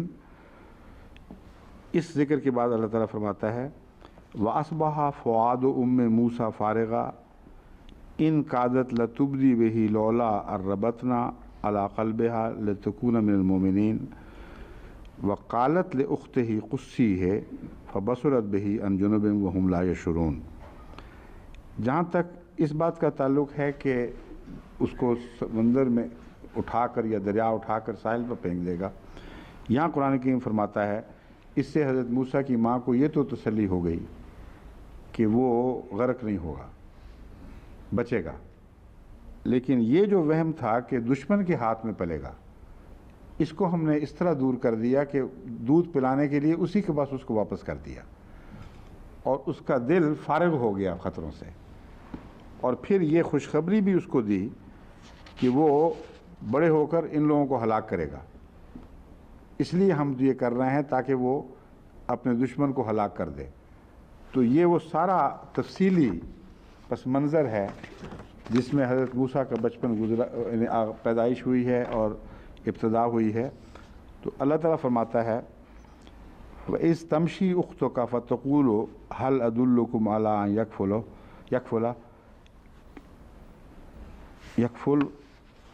يَكْفُلُهُ ہے، ہاں۔ پھر اللہ تعالیٰ فرماتا ہے کہ اے موسیٰ ہم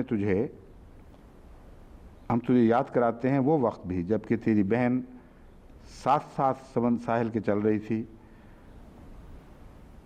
فَتَقُولُ هَلْ أَدُلُّكُمْ عَلَىٰ مَن يَكْفُلُهُ، اب وہاں سے گزرتے گزرتے اس نے یہ بات کی ہے۔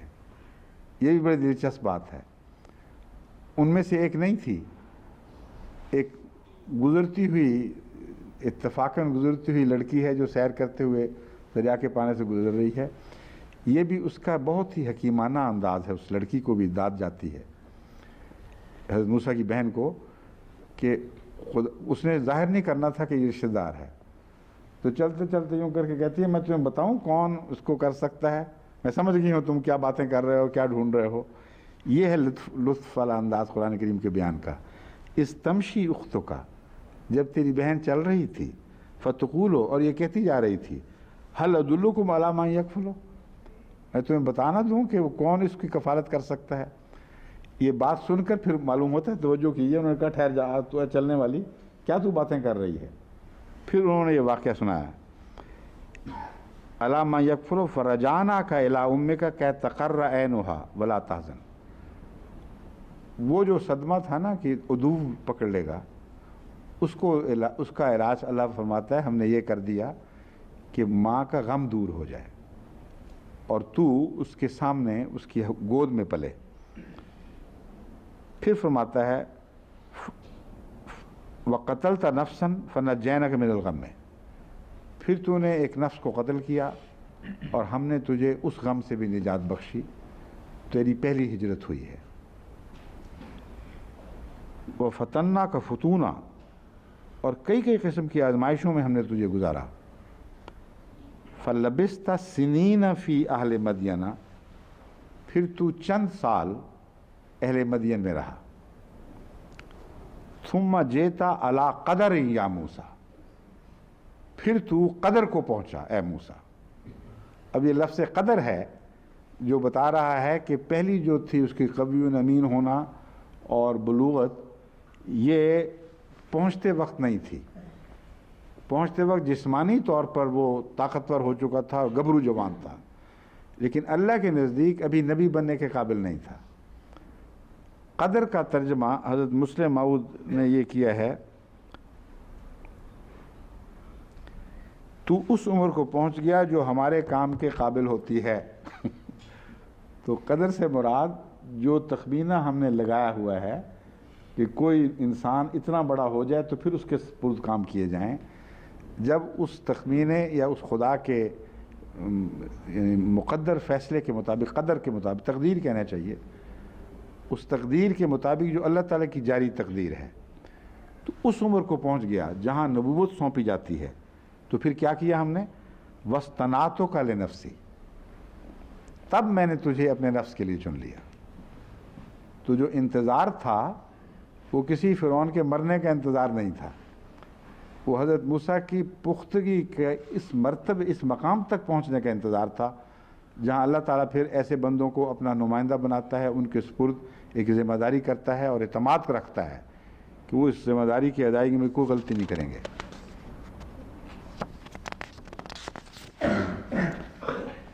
اور اسی وقت فرمایا اذهب انت واخوك بآیاتی ولا تنیا فی ذکری، تو اور تیرا بھائی اب چلے جاؤ ہماری آیات کے ساتھ، ولا تنیا فی ذکری، اور میرے ذکر میں، میری یاد میں کوئی کوتاہی نہ کرنا۔ یہاں بھائی کا مضمون اچانک داخل ہوا ہے لیکن یہ اس لیے کہ اس کا مضمون دوسری جگہ تفصیل سے بیان ہو چکا تھا۔ قرآن کریم جب ایک ہی واقعہ کو مختلف جگہوں پہ بیان کرتا ہے تو بظاہر ایک ہی دکھائی دیتا ہے، مگر اس میں بہت لطیف پہلو ہیں جو فرق کے ہیں، اور یہاں قدر والا مضمون اور استناعتوں کا والا مضمون ہے جو اس کا مرکزی نقطہ ہے کہ حضرت موسیٰ علیہ السلام کو کیوں اتنی دیر وہاں انتظار کروایا اور فرعون کے پاس بھجوانے سے پہلے انتظار کروایا۔ اللہ تعالیٰ چاہتا تو پہلے بھی بھیج سکتا تھا۔ فرعون سے تو خدا کو کوئی ڈر نہیں تھا، بلکہ موسیٰ ڈرتے ہیں تو کہتے ہیں نہیں ڈرنا، وہی فرعون ہے جو پہلا فرعون ہے جس کے زمانے میں بھاگے، قطعی طور پر وہی ہے۔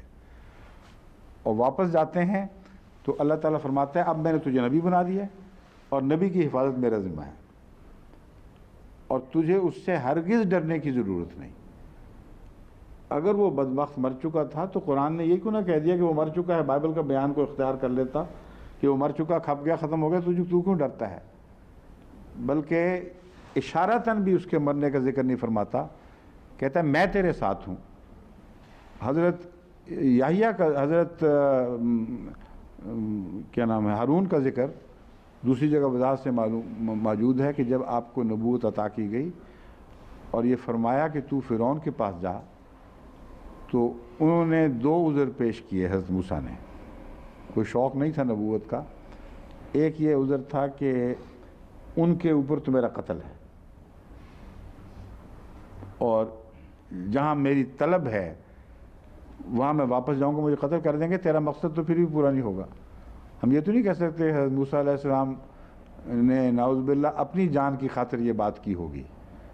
یہ ضرور کہہ سکتے ہیں کہ اللہ تعالیٰ کو تو متوجہ کر رہے ہیں حضرت موسیٰ کہ مقصد کیسے پورا ہوگا تیرا، تو نے چن تو لیا مگر بھیج ان کے پاس رہا جن کو میرے خون کی تلاش ہے۔ دوسرے یہ کہ میں تو تھتلا ہوں، میں تو اٹک اٹک کے بولتا ہوں، تو تیری نمائندگی کروں اور اٹک اٹک کے بولوں، یہ تو کوئی بات بنتی نہیں۔ اللہ تعالیٰ اور پھر ساتھ ہی عرض کیا، انکار نہیں تھا، عرض کیا کہ میرے بھائی کو میری جگہ بنا دے۔ اب بھائی کا قتل نہیں تھا اور بھائی کو خطرہ کوئی نہیں تھا، یہ قطعی بات ہے جو آپ کو پیش نظر رکھنی چاہیے۔ اس کی وجہ یہ ہے کہ حضرت موسیٰ اکیلے نکلے ہیں، بھائی کو لے کے نہیں نکلے تھے، بھائی کو پیچھے چھوڑ آئے تھے، جس طرح حضرت علی کو رسول اکرم صلی اللہ علیہ وسلم پیچھے چھوڑ آئے تھے، اور جانتے تھے کہ اس کو خطرہ کوئی نہیں ہے، ورنہ نبی ایسی حرکتیں نہیں کیا کرتا کہ اپنے کسی عزیز کو خطرے میں یوں ہی جھونک دے اپنی جان بچانے کے لیے۔ بہنے ہی وہی مضمون ہمیں حضرت موسیٰ کی ہجرت میں دکھائی دیتے، پہلی ہجرت میں۔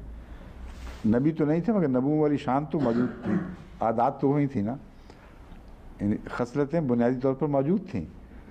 آپ نے اپنے بھائی کو پیچھے چھوڑا ہے اس یقین پر کہ یہ کوئی ایشیا کی پولیس نہیں ہے جو بھائی کے بدلے بھائی کو پکڑتی ہے اور بیٹے کے بدلے باپ کو قابو کرتی ہے۔ یہ فرعون مصر ظالم جتنے مرضی ہو جائیں مگر کچھ قاعدہ قانون چل رہا ہے یہاں، اس لیے میرے بھائی کو میرے بدلے نہیں پکڑیں گے، اور بالکل سچی بات ثابت ہوئی۔ بس حضرت موسیٰ جب بھائی کا مطالبہ کرتے ہیں تو اپنی گردن کا پھندا بھائی کی طرف منتقل نہیں کر رہے، کیونکہ یہ ثابت ہو چکا تھا کہ سب سے بڑا خطرے کا جو وقت تھا اس وقت بھی فرعون مصر کی حکومت نے ایک مجرم کے بدلے اس کے رشتہ دار کو نہیں پکڑا۔ بس آج اگر یہ حکومتیں پیدا ہو گئی ہیں تو یہ جدید نہیں بلکہ قدیم سے بھی قدیم ترین چیزیں ہیں، اور ان کا ترقی معکوس کی طرف قدم ہے۔ یہ ظلم کسی سویلائزڈ حکومت میں نہیں ہوا کرتا کہ ایک آدمی پکڑا نے ظلم کیا تو وہ آپ بھاگ گیا تو اس کے بھائی رشتہ دار بڈھوں کو بھی، بیٹیوں تک کو تھانے میں بٹھا لیں۔ اب یہ صرف پاکستان کی شان تو نہیں، ہندوستان بھی برابر شریک ہے اس معاملے میں۔ بنگلہ دیش میں بھی شاید ہوتی ہوں یہ باتیں، مگر ان 2 ملکوں کا تو مجھے پتہ ہے قطعی طور پر۔ ہمارے ساتھ ہو چکا ہے قادیان میں بھی، ایک آدمی مجرم تھا، وہ بھاگا، اس کے باپ کو اس دوسرے عزیزوں کو پکڑ کے بٹھا لیا تھانے میں کہ وہ آئے گا تو چھوڑیں گے۔ تو فرعون کو کچھ نہ کچھ داد تو دینی پڑے گی، یہ ظالم ہوتے ہوئے بھی کچھ قاعدہ قانون پیش نظر رکھتا تھا۔ بس جب حضرت موسیٰ کو یقین تھا کہ ہارون کو کچھ نہیں ہوگا یہ وجہ تھی جو آپ نے عرض کیا کہ میرے بھائی کو بھیج دے۔ اللہ نے، اب دیکھیں اللہ کی عنایت، تو کہتا ہے تو نبی تو میں بنا دیتا ہوں ساتھ، مگر بھیجوں گا تجھے تم دونوں جاؤ اب اور فرعون سے جا کے باتیں کرو۔ اب جو پہلی باتیں فرعون سے ہوئی ہیں، لطف کی بات یہ ہے کہ حضرت موسیٰ کے سارے فکر جھوٹے نکلے اور خدا کی بات سچی نکلی۔ وہاں ہارون چپ کر کے کھڑے ہیں اور حضرت موسیٰ ہی بات کر رہے ہیں ساری۔ کہیں کہیں قرآن کریم حضرت ہارون کی باتوں کا بھی ذکر فرماتا ہے، یہ نہیں کہ بالکل گونگے تھے، وہ بھی باتیں کرتے ہیں، مگر برڈن جو ہے گفتگو کا، خدا کی نمائندگی کا، وہ حضرت موسیٰ نے اٹھایا ہے، اور اس وقت ان کو پھر کوئی خوف نہیں رہا، جس کا مطلب ہے کہ خاص تصرف الہی کے تابع جب انسانی ذہن ایک اعلیٰ مقصد کی خاطر بات کرتا ہے تو تھتلاہٹ کے جو محرکات ہیں وہ غائب ہو جاتے ہیں، اور یہ طے شدہ بات ہے۔ وجہ یہ ہے کہ وہ جو تھتلے آج کل بھی اس زمانے میں سٹیمر کرنے والے، وہ جب نظم پڑھتے ہیں تو نہیں سٹیمر کرتے، اور بعض دفعہ اچانک کسی دباؤ کے نیچے میں بات ہو رہی ہے، جب وہ آپ بھول چکے ہیں کہ ہم سٹیمر کرتے ہیں تو صاف بولنے لگ جاتے ہیں۔ ایسے ایک سٹیمرر میرے پاس بھی آئے تھے، وہ اچانک کوئی ایسی بات ہوئی تو بے ساختہ بالکل صاف کلمے بولنے لگے، عرب ہیں وہ، اٹلی میں ہوتے ہیں ہمارے۔ تو میں نے ان کو کہا، میں نے کہا تم تو صاف بول رہے ہو تو پھر وہ فوراً اٹکنے لگ گئے، اس لیے کہ وہ بے ساختہ ایک جواب تھا، اس وقت کوئی خوف دامنگیر نہیں تھا کہ کہیں میں سٹیمر نہ کروں۔ تو جب ایک بڑا خوف سامنے آ جائے تو بعض دفعہ اس وقت چھوٹا خوف دب جاتا ہے، یا ایک بڑا روب کسی چیز کا پڑا ہوا ہو، تو ہم یہ تو نہیں کہہ سکتے کہ فرعون کا روب غالب آ گیا تھا اس لیے سٹیمرنگ بھول گئے، لیکن اللہ کی جو شان اور شوکت اور وہ نمائندگی کا جو احساس تھا، اس نے سٹیمرنگ کو ختم کیا اور آپ سیدھا بول پڑے۔ لیکن کہیں کہیں بعد میں گفتگو میں وہ سٹیمرنگ ہوتی رہی ہے، اس لیے کہ فرعون نے تانا ضرور دیا ہے کہ یہ شخص تمہارا، تم اس کو ترجیح دو گے میرے اوپر، یہ تو بات بھی صاف ستھری نہیں کرتا۔ مگر جیسا بھی تھا اللہ نے اس کو نمائندگی عطا کی۔ پھر فرماتا ہے اللہ تعالیٰ، اب سوال یہ اٹھتا ہے واپس چلے گئے، کس عمر میں واپس گئے؟ قرآن کریم کہتا ہے کہ طاقتور ہو چکے تھے جب مکہ مارا ہے اور وہ مر گیا۔ قرآن کریم کہتا ہے کہ جتنی دیر میں پہنچے ہیں گبرو جوان تھے، قوی امین تھے، اور شادی کی عمر تھی، یہ کم و بیش 25 سال بنتے ہیں۔ قرآن کریم کہتا ہے کہ 8 سال کی مدت پوری کرتے ہی حضرت موسیٰ واپس گئے ہیں، اور یہ قطعیت کے ساتھ ثابت کرتا ہے کہ وہ ریمسیس کا زمانہ تھا، وہ منفتح کا زمانہ ہو ہی نہیں سکتا، کیونکہ قرآن کریم فرماتا ہے قدر کو پہنچا ہے تو پھر ہم نے تجھے، اور 8 سال بعد قدر کو پہنچ گئے تھے، تو 25 سال میں اگر 8 جمع کریں تو 33 بنتے ہیں۔ اور کوئی اسلامی عالم اس بات کا انکار نہیں کر سکتا کہ 33 سال کی عمر سے نبوت کی عمر کا آغاز ہو جاتا ہے۔ 33 اور 40 یا 40 سے کچھ بڑھ کر آگے جا کر حضرت ابراہیم کی نبوت کا جہاں تک میں نے مطالعہ کیا ہے 50 سال کی عمر کا قرآن کریم سے ثبوت ملتا ہے، لیکن 40 ضروری نہیں ہے، 40 کی پختگی کا ایک نمائندہ عمر ہے، اس سے 10 سال اوپر 10 سال نیچے تک یہ عمر پھیل سکتی ہے۔ تو یہ مبحث ایسا نہیں ہے جس پہ اختلاف ہو۔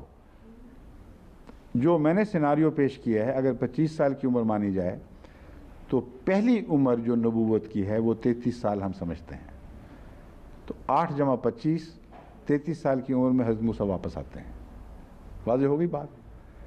33 سال کی عمر میں واپس آنا اس لیے کہ علی قدرن والا انداز بتاتا ہے کہ ہم انتظار کر رہے ہیں کہ تجھے جلدی بھیجیں، بھیجنے کا انتظار کر رہے ہیں، فیصلہ کر چکے ہیں تجھے نبی بنانا ہے، مگر تیری نبوت کی جو پختگی کی عمر نبوت کے لیے چاہیے ابھی وہ نہیں پہنچی تھی، اب تو پہنچ گیا ہے، ابھی ہم تمہیں فوراً کرتے ہیں۔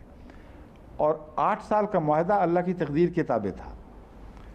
8 سال آپ کو وہاں مصروف رکھنا تھا، آپ کو گھر دینا تھا، آپ کو رشتے عطا کرنے تھے، بچے دینے تھے، تاکہ اور زیادہ پختہ ہو جائیں۔ شادی کے بعد انسان کا ذہن اور بھی زیادہ پختہ ہو جاتا ہے۔ تو ان سب باتوں کے بعد عین اس وقت جب کہ عمر آپ کو پہنچتی ہے، اس وقت یہ 8 سال کا معاہدہ بھی طے ہو جاتا ہے، واپس چلے گئے۔ اب آگے کتنی دیر وہاں رہے؟ اب قرآن سے ہی ہم نے سب ثابت کرنا ہے۔ میں کہتا ہوں سب باتیں قرآن میں موجود ہیں۔ بائبل کے حوالے سے جب مورخین یہ معلوم کرنے کی کوشش کرتے ہیں کہ حضرت موسیٰ کا فرعون کے پاس واپس جانے کے بعد کتنا عرصہ ہونا چاہیے، تو بہت مشکل میں مبتلا ہو جاتے ہیں۔ اس ذریعے سے وہ کوئی معین عرصہ طے نہیں کر سکتے، کیونکہ بعض بائبل کے طرز بیان ایسے ہیں کہ یوں لگتا ہے کہ آج ایک معجزہ، کل دوسرا، تیسرا، چوتھا، پانچواں، ہفتہ 10 دن میں معجزے سارے ختم۔ مگر قرآن کریم جو طرز بیان کرتا ہے وہ لمبے عرصے پر پھیلے ہوئے معجزات ہیں جو موسموں کی تبدیلیوں سے تعلق رکھتے ہیں، اور ایک کے بعد دوسرا، پھر بیچ میں وقفہ، پھر دعا کا وقت۔ تو بائبل بھی دعا کی باتیں تو کرتی ہے، مگر طرز بیان سے یہ لگتا ہے کہ جلدی گزر گیا ہے وقت۔ اسی لیے جو محققین ہیں جب یہ عمر طے کرنے کی کوشش کرتے ہیں کہ کتنی دیر حضرت موسیٰ مصر میں رہے، تو مشکل میں مبتلا ہوتے ہیں۔ میں ابھی اپنے ریسرچ گروپ کو کہہ رہا ہوں مزید تحقیق کریں، ہم پتہ کریں گے انشاءاللہ۔ لیکن قرآن سے تو ہمیں بالکل واضح روشنی مل رہی ہے۔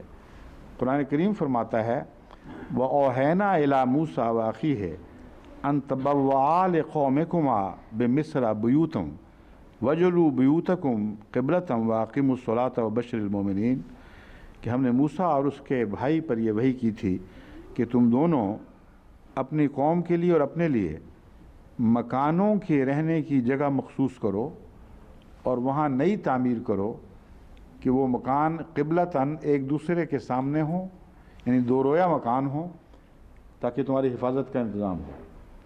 اور دوسرا یہ کہ قبلہ رخ ہوں، یعنی فلسطین کی طرف ان کا رخ ہو۔ یہ دونوں ترجمے بن سکتے ہیں۔ تو یہ جو تعمیر تھی یہ تو بڑا لمبا عرصہ بتاتی ہے۔ ادھر جھگڑے ہیں فرعون سے، اس میں مصروف ہیں، ادھر خدا ایک نیا شہر آباد کرنے کی ہدایت کر رہا ہے، جس کا معین نقشہ اور ڈیزائن بھی خدا دے رہا ہے۔ تو یہ جو عرصہ ہے میرے نزدیک عموماً 7، 8، 10 سے کم نہیں ہو سکتا۔ جو معجزوں کا بیان قرآن کریم ہے اس کی طرز دیکھ لیں آپ، اور یہ شہر کی آبادی کا ذکر دیکھ لیں، پھر وہ اس میں کچھ رہے بھی ہیں وہ آخر۔ یہ تو نہیں کہ ادھر تعمیر ختم ہوئی ادھر ہی وہ ایکسوڈس ہو گیا۔ ایکسوڈس سے پہلے لازماً اس شہر سے استفادہ کیا گیا ہے، ورنہ اللہ تعالیٰ کے حکم یہ بے معنی سا ہو جاتا۔ مگر اس میں ایک اور بات بھی ہے، اس حکم کا تعلق اس بات سے بھی ہے۔ 2 باتیں ہیں اس میں جو خاص طور پر توجہ کے لائق ہیں، کیونکہ قرآنی بیان تو حیرت انگیز اعجاز ہے۔ اول یہ بتاتا ہے کہ ان لوگوں میں خود اعتمادی پیدا کرنے کے لیے ان کی جو پرانی ڈویلنگز ہیں ان سے نکالنا ضروری ہے، ورنہ یہ تیرے کام نہیں آئیں گے۔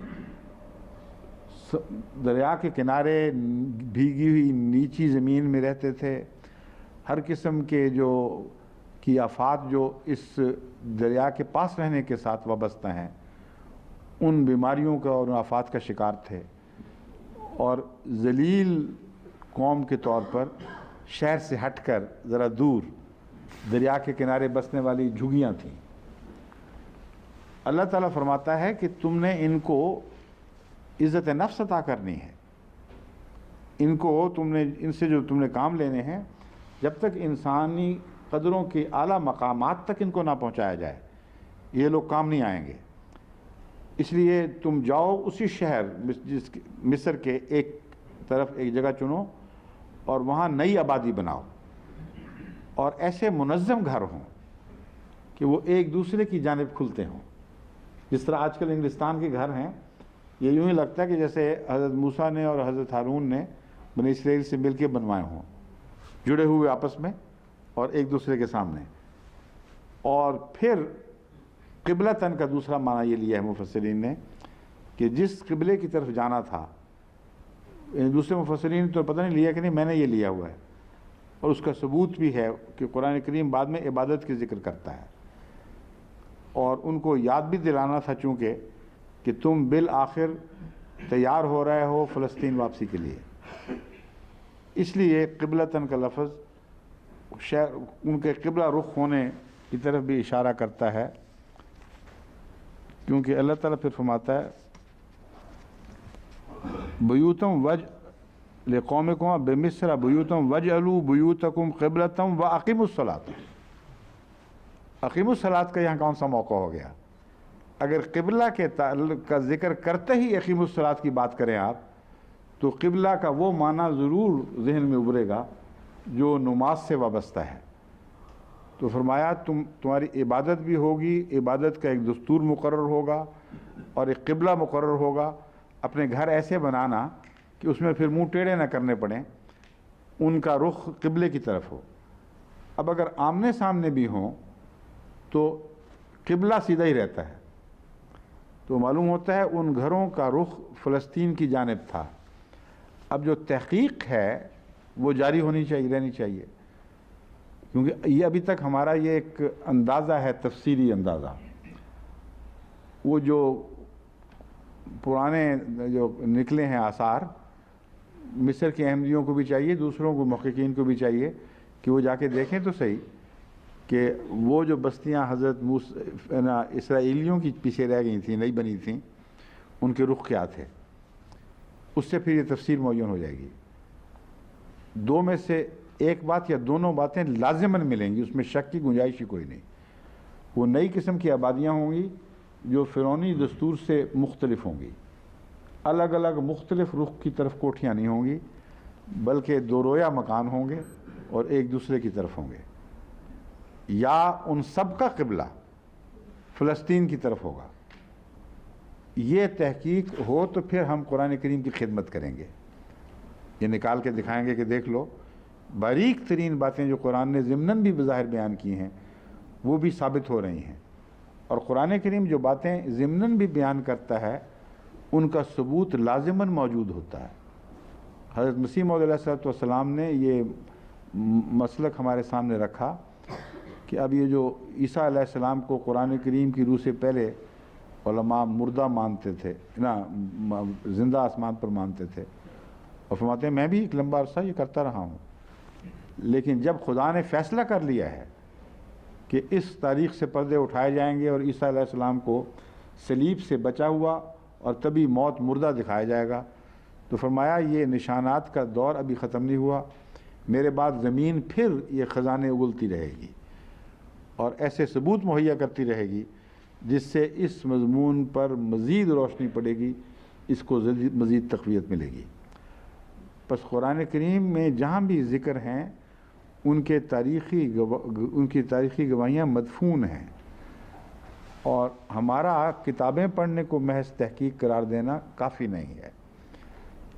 ان سب پہلوؤں کے پیش نظر میں نے فیصلہ کیا ہے کہ اب واقفین نو جو یورپ اور امریکہ میں رہتے ہیں ان کی ایک بڑی کھیپ تیار کی جائے، ان میں سے کچھ ایجپٹولوجسٹ بنے، کچھ دیگر جو آثار قدیمہ کے ماہرین مختلف دنیا میں کام کر رہے ہیں ان کے علوم سیکھیں، بڑے بڑے ماہرین کے ساتھ ان کی شاگردی بھی اختیار کریں، وہ زبانیں سیکھیں جو ان کی ضرورت ہے، اور اگلے 30-40 سال کی عرصے کے اندر اللہ تعالیٰ کے فضل کے ساتھ بہت گہرے احمدی محققین پیدا ہو جائیں جو خدمت اسلام اور خدمت قرآن کے نظریے کے ساتھ اپنی تحقیق کو آگے بڑھائیں۔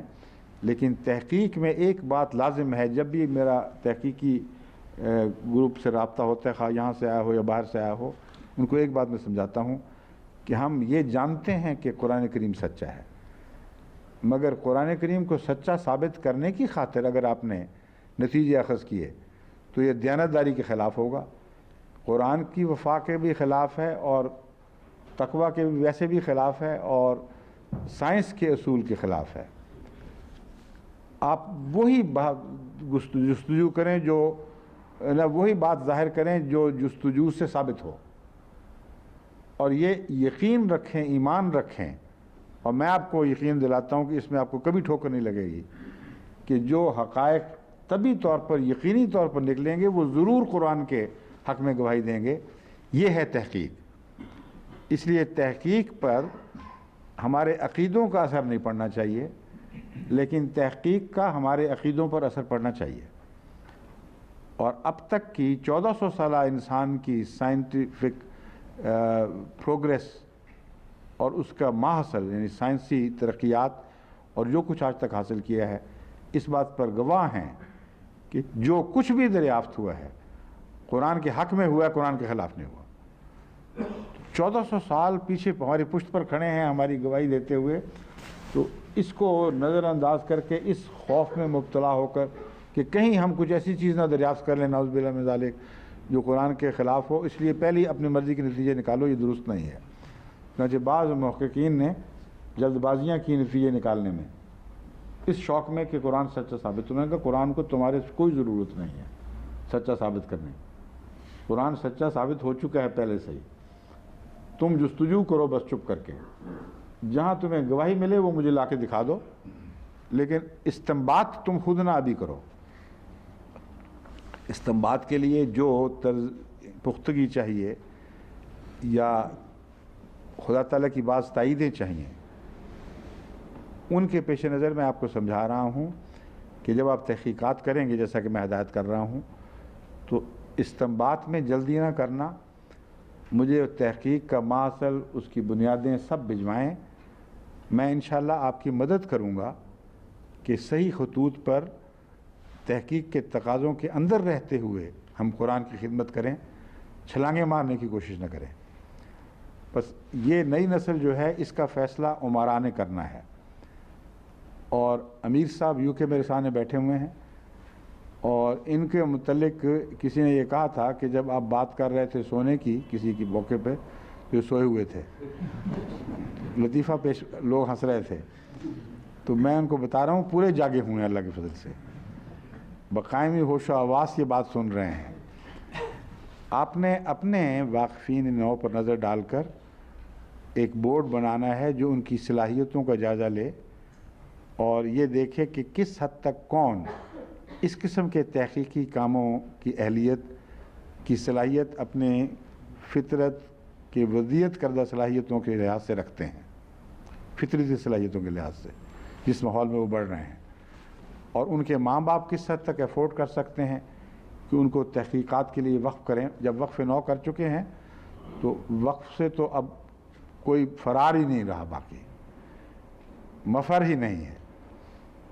مالی لحاظ سے میں کہہ رہا ہوں، مالی لحاظ سے اگر ان کے لیے دقت ہو، ایسے کالجوں میں پڑھانا مطلب ہے تقاضے کرے کچھ اخراجات کے، تو یہ بھی جماعت کا فرض ہے کہ وہ ان کو اس بات میں سہارا دے، ان کو کہے کہ مطمئن رہو، یہ لڑکے ہمیں اچھے لگ رہے ہیں، یہ لڑکیاں ہمیں اچھی لگ رہی ہیں تحقیقات کے لیے، ان کو ان مضامین میں داخل کر دو۔ میرا خیال یہ ہے کہ زیادہ بچیوں کی طرف اس میں زیادہ توجہ کرنی چاہیے، کیونکہ بچیوں کے لیے تحقیقات کے کام کرنا جہاں کہیں بھی وہ ہوں ممکن ہوتا ہے۔ اس لیے جہاں تک کتابی تحقیقات کا تعلق ہے، زبانوں کا مطالعہ اور ان کے پرانے علوم کو سمجھ کر معنی کو براہ راست اخذ کرنا، اس میں لڑکیاں بہت اچھا کام دیں گی کیونکہ ان کی ایڈمنسٹریٹو ضرورت ہمیں نسبتاً کم ہے۔ لیکن جہاں ایکسپلوریشن کا تعلق ہے، مختلف جگہوں پہ جا کر کھدائیاں کرنا اور اس میں لڑکیوں کو ایک طرف رکھنا چاہیے، بیچاریوں کو ان پر ناجائز بوجھ نہیں ڈالنا، وہاں لڑکوں کو اس بات کے لیے تیار کریں۔ اور ان کا جو دائرہ ہے وہ چونکہ ساری دنیا سے ہے، مثلا جب کشتی نو کی ہم بات کرتے ہیں تو چین کی بھی کبھی ذکر آتا ہے، چین میں بھی تو محققین چاہیے، اور مذہب ہر جگہ ہیں، سب مذاہب کی تاریخ قرآن کے مطابق ایک ہی طرف اشارہ کر رہی ہے کہ ایک خدا اور ایک ہی خالق ہے۔ تو یہ تحقیق صرف فرعون سے تعلق نہیں رکھ رہی، بلکہ یہ صدی کا جو پہلا نصف ہے اس میں میری یہ تمنا ہے، مجھے یقین ہے کہ ہو جائے گا، کیونکہ تمام احمدی جو واقفین نو ہیں ان کے ماں باپ پہلے ہی اچھل رہے ہیں کہ ہمیں ہدایت دیجیے ہم کیا کریں، تو بڑے ذوق و شوق کے ساتھ، بڑے جوش کے ساتھ وہ پیروی کریں گے۔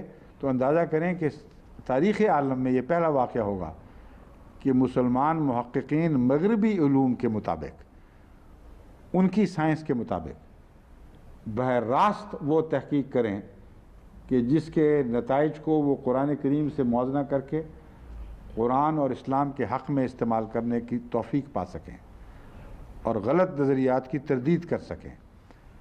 تو اس کے ساتھ اب چونکہ وقت ہو رہا ہے، ابھی اور باتیں فرعون وغیرہ کی کرنے والی ہیں، تو یہ دیکھ لینا کہاں چھوڑا ہے مضمون، کل وہاں سے شروع کریں گے۔